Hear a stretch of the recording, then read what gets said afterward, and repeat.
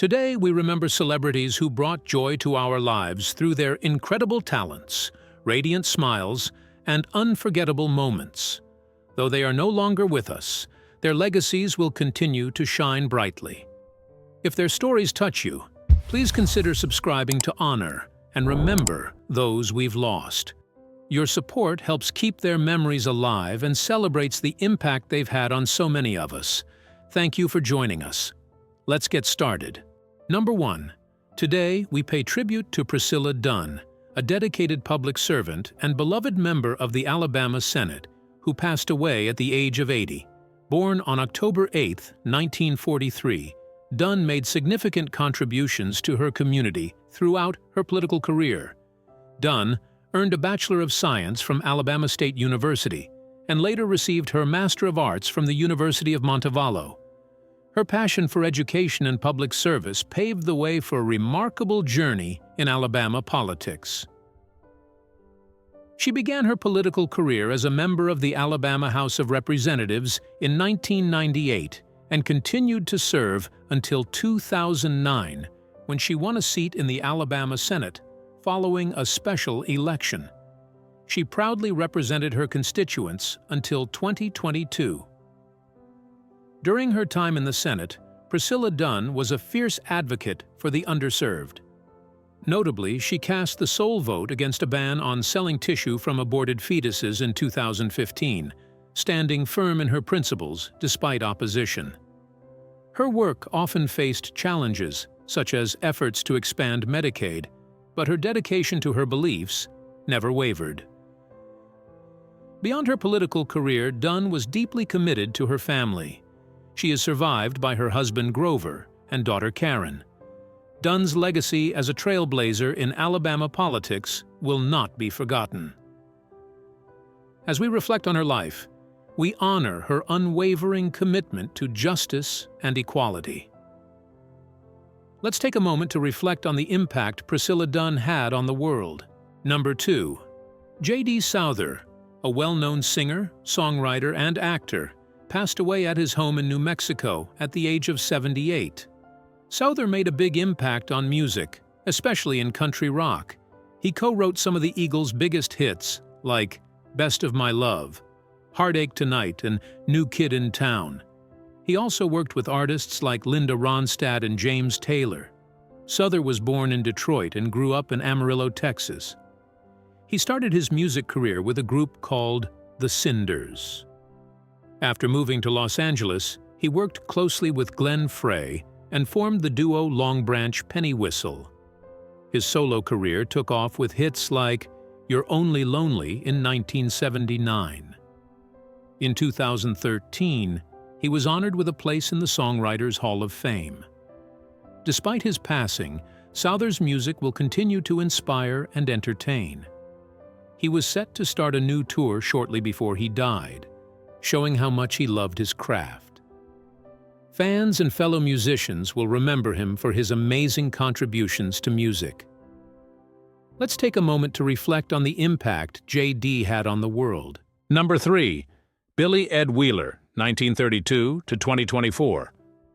Billy Ed Wheeler, a talented American songwriter, performer, writer, and visual artist, passed away at his home in Swannanoa, North Carolina. He was 91 years old. Wheeler's music touched many lives, with his songs recorded by famous artists like Elvis Presley and Johnny Cash.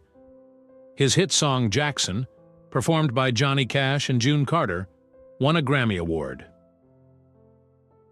Born on December 9, 1932, in Boone County, West Virginia, Wheeler grew up with a strong connection to his Appalachian roots. He graduated from Warren Wilson College in 1953 and Berea College in 1955. After serving as a student pilot in the Navy, Wheeler started his creative career. He recorded music, wrote songs, and created plays and musicals. Some of his famous works include The Reverend Mr. Black, Coward of the County, and the folk opera Song of the Cumberland Gap. Wheeler also wrote books, including humor collections and novels like Star of Appalachia and Hotter Than a Pepper Sprout. His play Hatfields and McCoys. Number 4. James Gorman Houston Jr. was a prominent figure in Alabama's legal community. Born in Eufaula, Alabama, to Gorman and Mildred Vance Houston, he excelled in his studies from an early age. Houston earned his B.S. from Auburn University and his J.D. from the University of Alabama School of Law. He began his legal career as a law clerk for Chief Justice J. Ed Livingston, and later served as a judge advocate in the U.S. Air Force. In 1985, Governor George Wallace appointed Houston to the Alabama Supreme Court, filling a vacancy left by Justice T. Eric Embry. Houston was elected to a full term in 1986 and was re-elected in the following years. In 2003, after Chief Justice Roy Moore was removed from office due to ethics violations, Houston stepped in as acting Chief Justice until Drayton Neighbors Jr. took over in 2004. Houston chose not to run for re-election in 2004, but continued to influence Alabama's legal system. In 2018, he endorsed Bob Vance for Chief Justice, demonstrating his ongoing commitment to the judiciary. James Gorman Houston Jr. passed away in September 2024 at the age of 91, remembered for his dedication to justice and leadership. Let's take a moment to reflect on the impact James Gorman had on the world. Number 5. Nelson Richard DeMille was a famous American author known for his action and suspense novels. Some of his best-known books include Plum Island, The Charm School, and The General's Daughter. DeMille also wrote under pen names like Jack Cannon, Kurt Ladner, Ellen Kay, and Brad Matthews. Born in New York City on August 23, 1943, DeMille grew up on Long Island. At Elmont Memorial High School, he played football and ran track. After 3 years at Hofstra University, he joined the Army and served as a first lieutenant in Vietnam. He received several military honors, including the Air Medal and the Bronze Star. When he returned to the U.S., DeMille finished his degree in political science and history at Hofstra. He married and had 3 children, Lauren, Alexander, and James. He lived in Garden City, New York. DeMille's early books were detective stories set in New York City, but his big break came with By the Rivers of Babylon in 1978. He was a member of American Mensa, the Authors Guild, and served as president of the Mystery Writers of America. In 2015, he was named Thriller Master of the Year by the International Thriller Writers and received 3 honorary doctorates. DeMille's novels often use Long Island as a backdrop. His writing is known for its first-person perspective, dry humor, and realistic endings. He would spend about 16 months on each book, writing longhand on legal pads. Nelson DeMille died of esophageal cancer at the age of 81. Let's take a moment to reflect on the impact Nelson Richard had on the world. Number 6. Tyrone Clarence. Ty Fahner was a lawyer and politician from the Republican Party. He served as the Attorney General of Illinois from 1980 to 1983. Governor James R. Thompson appointed him after the previous Attorney General, William Scott, was removed from office due to a tax conviction. Born on November 18, 1942 in Detroit, Michigan, Fahner's parents were Warren Fahner, who worked at Chrysler, and Alma Fahner, who worked at Michigan Bell. He graduated from Denby High School in 1961 and then went to the University of Michigan, where he joined the Delta Tau Delta fraternity. Fahner earned his B.A. in 1965, his J.D. from Wayne State University Law School in 1968, and his LLM from Northwestern University School of Law in 1971. Fahner began his career as an assistant U.S. attorney in Chicago in the early 1970s, working under James R. Thompson. He later joined the law firm Freeman, Roth, Freeman, and Salzman. In 1977, Thompson, who was now governor of Illinois, appointed Fahner as the director of the Illinois Department of Law Enforcement. Fahner became Illinois Attorney General in 1980. He ran for re-election in 1982 but lost to Neil F. Hardigan. After his term as Attorney General, Fahner returned to private practice with Mayer Brown LLP, where he held several leadership roles. In 2015, he wrote a controversial letter supporting former House Speaker Dennis Hastert, which he later regretted. Fahner also served on various boards, including the Board of Foreign Scholarships and the Shedd Aquarium, where he was chairman. He was a delegate for Jeb Bush in the 2016 Republican presidential primaries. Fahner was married to Ann Fahner, and they lived in Evanston before moving to Northfield in 2014. He died in Northfield at the age of 81. Let's take a moment to reflect on the impact Tyrone Clarence had on the world. Number 7. Curtis McCormack was a respected American politician who made a mark in Vermont politics. He was born on February 28, 1952, in Queens, and moved to Vermont in 1971. McCormack served in the Vermont House of Representatives for 2 separate terms.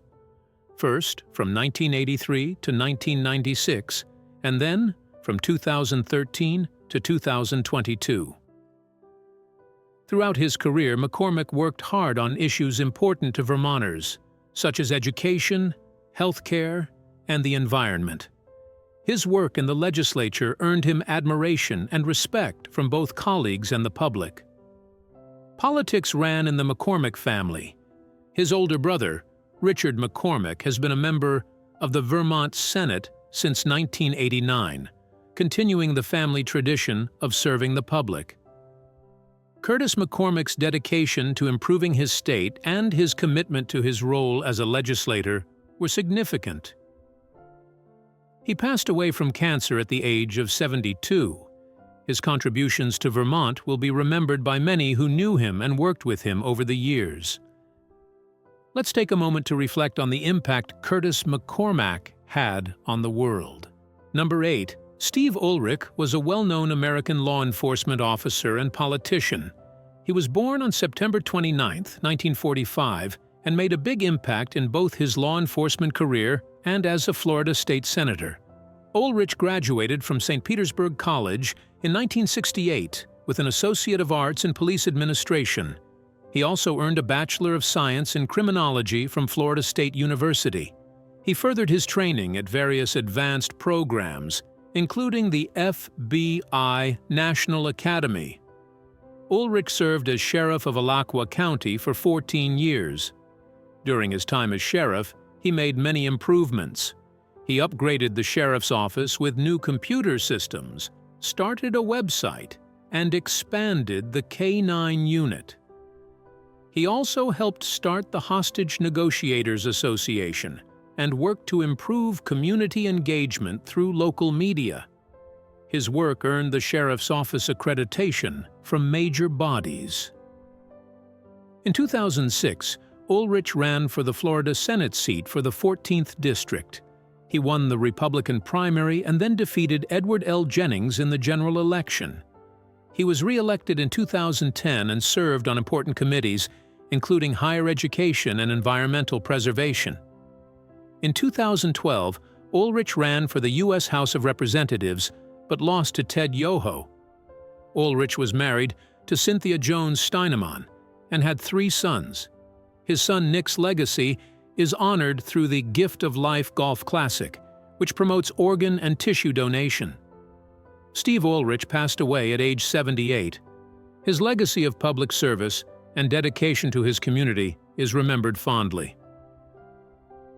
Let's take a moment to reflect on the impact Steve Oelrich had on the world. Number 9. David Davis was a celebrated mandolinist and bluegrass singer, known for his skill with Bill Monroe's mandolin style. He was born on February 16, 1961, in Cullman, Alabama, into a family with a rich musical background. Davis grew up surrounded by music. His grandfather, J.H. Bailey, played the banjo and fiddle, and his father, Led L. Davis, along with his uncles, performed a style of music known as brother duets, which led to bluegrass. His uncle, Cleo Davis, was also a member of Bill Monroe's Bluegrass Boys. In 1984, Davis took over the Warrior River Boys band from its founder, Gary Thurmond. Under his leadership, the band recorded many songs with Wango Records, which have appeared on various albums. Davis released albums like New Beginnings, 1990, Sounds Like Home, 1993, and Troubled Times, 2006. He also worked with Randall Franks on the album God's Children in 2000. Davis's last album, Two Dimes and a Nickel, came out in 2009. It featured him on mandolin with his band members, including Philip James, Stan Weileman, Marty Hayes, and Robert Montgomery. David Davis died at the age of 63 in a car accident in Sneed, Alabama. He was honored with inductions into the Alabama Bluegrass Music Hall of Fame in 2010 and America's Old Time Country Music Hall of Fame in 2014.